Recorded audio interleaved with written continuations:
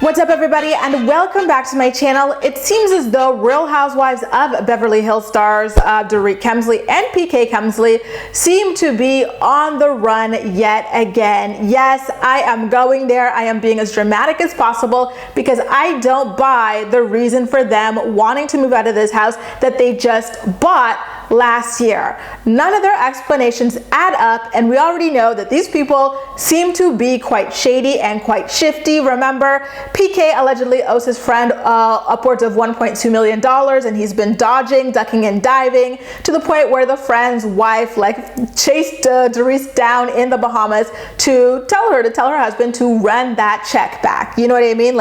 These people are shifty. They are shisty, and you can never take anything they say at face value, in my humble opinion. Now, let's get into the house. The home that they purchased for $6.5 million last year is a 6-bedroom, 10-bathroom home. They originally listed it at $9.5 million, but within the span of just 1 month, they've already dropped $1.5 million off of that price tag, which is shocking. It is a shocking amount of money. To me, it screams desperate. These people are really trying to duck and dive and dodge on whatever it is that they've got going on. I don't know if the IRS is following them to the house or something, knocking on the thing, checking the trash cans, or if they need money for their next shady move. I don't know what it is, but this $1.5 million drop in just 30 days screams that something in the buttermilk ain't clean when it comes to these people, and it never really has been. Anyway, when it comes to the property, it is listed by a couple of people who are spread across the Bravo universe. So it's 2 agents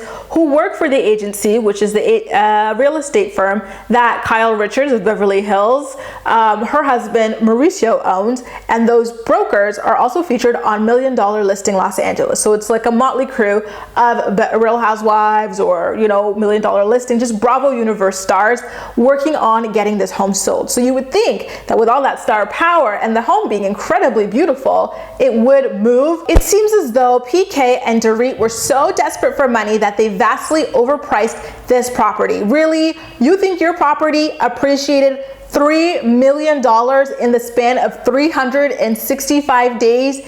Check your head. Real estate just does not really work like that these days, especially in the middle of a damn pandemic, okay? Now, when it comes to excuses as to why the 2 of them are selling their home, what they call their dream home, on this season of the Real Housewives of Beverly Hills, a quote-unquote source close to the quote-unquote couple said, and I quote, "Dorit and PK are selling their home because they're now going to run their businesses from their house. Their kids are also being homeschooled, so they're looking for a larger estate that is laid out for this new COVID world we find ourselves in." Really, y'all? Really? The house is almost 9,000 square feet. Between the 2 of them, 2 kids, if they each get 1,000 square feet or 2,000 square feet, they still have an extra 1.5, listen, math wasn't my forte, okay, 1,000 square feet. It just does not really add up. And you'll see when they get the next house, it's probably not going to be that much bigger than this 9,000 square feet that they already currently have. And let me tell you why. First of all, PK and Dorit could already allegedly hardly qualify for this home on their own. On the show, when the producers were interrogating them about their shady finances, they claimed that the home was bought in Dorit's name. Well, that's not necessarily true. Actually, a really good investigator over on Reddit peeped the documents and found that, listen, while the managing member of the LLC that purchased this home is listed as Dorit Kemsley, there are still several other people who put into the loan the money that they needed to get this house. And just how many? 11 different people put money into this thing. It was a total of $2.2 million raised to get this place closed. So, the lenders are all non-traditional loans. Not one single loan was acquired through a bank. Listen, I can only speak from the perspective of a Canadian real estate investor, but I do listen to a lot of, American investors, to understand the game. But as far as I'm aware, typically banks are considered A lenders, which means that they're the hardest to qualify for because they're the most secure, and they have the lowest interest interest rates. So if you can't qualify for a mortgage through a bank, then your next bet is to go for like a B or a C lender, which is private money, higher interest rates, credit bureaus, et cetera, are more in the B lender game. So people like Dorit and PK, and this is your only home, and you don't go to an A lender, to me that screams that you don't have the credit history and you don't have the income to support you owning this property. And like the fact that they didn't even go to a B lender, but they went straight to C, to me means that they've got some shady situation going on here. And another interesting thing is that the person who helped them gather a lot of the money that they put into this house is the same person who owned the related to the same person who owned the initial home that they claimed that they owned when they first appeared on the Housewives of Beverly Hills, but it later came out that they were only renting. Do these people remind anyone else of Matilda's parents from that movie? You know, that girl who loves to read, she does the magic with her head, telepathy and stuff like that. Like, it seems like they're always looking over their shoulders because something is just not right. It doesn't make sense to me that people looking to buy one home, they're not even like real estate investors, like on their millionth property, because they're maxed out at how many mortgages they can hold at a bank. This is their one property and they need 11 different lenders to close on it.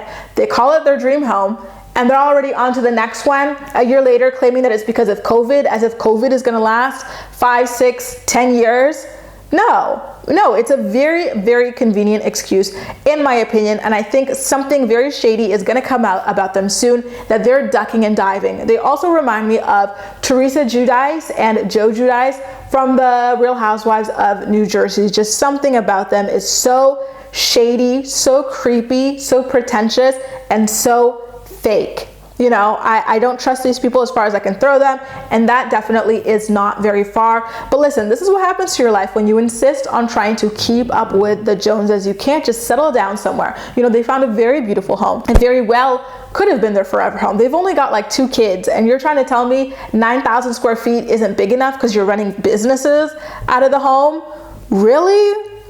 Mainly internet-based businesses? Like, it just does not make sense. And they're saying the kids are being homeschooled. Well, they're probably, it just does not make sense, you guys. Honestly, my head is spinning trying to understand this from a shady person's perspective, but like thinking about it straightforward, I can't see a single reason why these people would need to move almost immediately after purchasing this home with the help of 11 lenders. And number 2, why they would list it so desperately high and then make such a big desperate slash of $1.5 million just 30 days later, etc., etc. Guys, what do you think about Dorit and PK's house situation? Is it seeming incredibly shady to you too?